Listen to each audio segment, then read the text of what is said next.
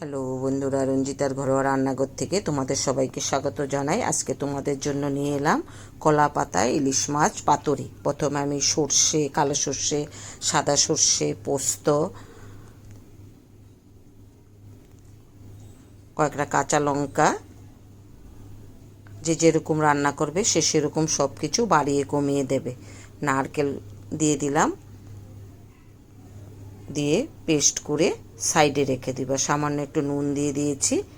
এবার মাছগুলোতে আমি নুন হলুদ মেখে নিচ্ছি, আর যে পেস্টটা বানিয়েছি সেটা দিয়ে দিলাম। কয়েকটা কাঁচা লঙ্কাও দিয়ে দিয়েছি পেস্টটার সঙ্গে। সর্ষে তেল দিয়ে দিচ্ছি পরিমাণ মতো। আমি কতটা কি দিয়েছি বলি নেই, তোমরা যে যেরকম বানাবে সে সেরকম সব কিছু বাড়িয়ে কমিয়ে দেবে। এবার ভালো করে মেখে আমি 2 ঘন্টার মতো রেখে দেব। এভাবে মাছ পাতুরি করলে সত্যি খুব ভালো লাগে খেতে গরম ভাতের সঙ্গে। কলা পাতা দিয়ে মাছ পাতুরি করলে কলা পাতার একটা সুন্দর গন্ধ বেরোয়, খেতেও খুব ভালো লাগে। এবার পাতাগুলো আমি একটু উনুনে ছেঁকে নিচ্ছি, তাহলে যখন আমি পাতুরিটা বানাবো পাতাটা ছিঁড়ে যাবে না। এবার একটা মাছ দিয়ে দিলাম আর কিছু মশলা দিয়ে দিচ্ছি, দিয়ে উপরে একটা কাঁচা লঙ্কা দিয়ে দিচ্ছি। দিয়ে এবার আমি মাছটা কলা পাতাতে মুড়ে নিচ্ছি। একটা করে তোমাদেরকে দেখাচ্ছি, বাকিগুলো আমি সব আস্তে আস্তে করে বানিয়ে নেব।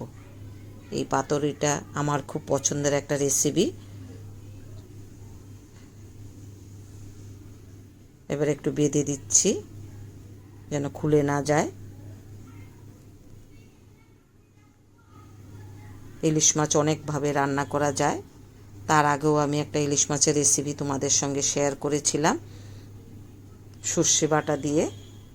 আজকে আমি ইলিশ মাছ পাতুরি বানিয়েছি, সেটাও তোমাদের সঙ্গে শেয়ার করছি।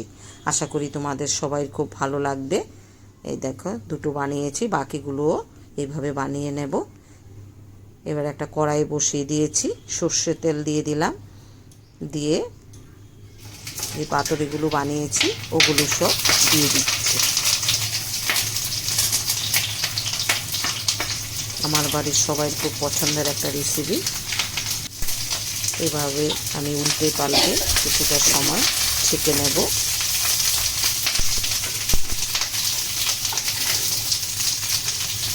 যদি রেসিপিটা তোমাদের ভালো লাগে তোমরা এইভাবে করে দেখতে পারো।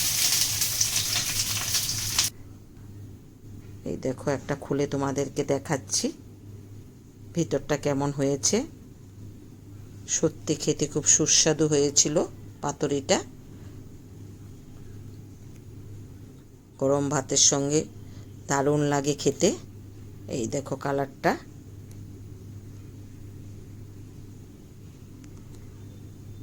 খুব সুন্দর হয়েছে। সবাই ভালো থেকো, পাশে থেকো, সুস্থ থেকো।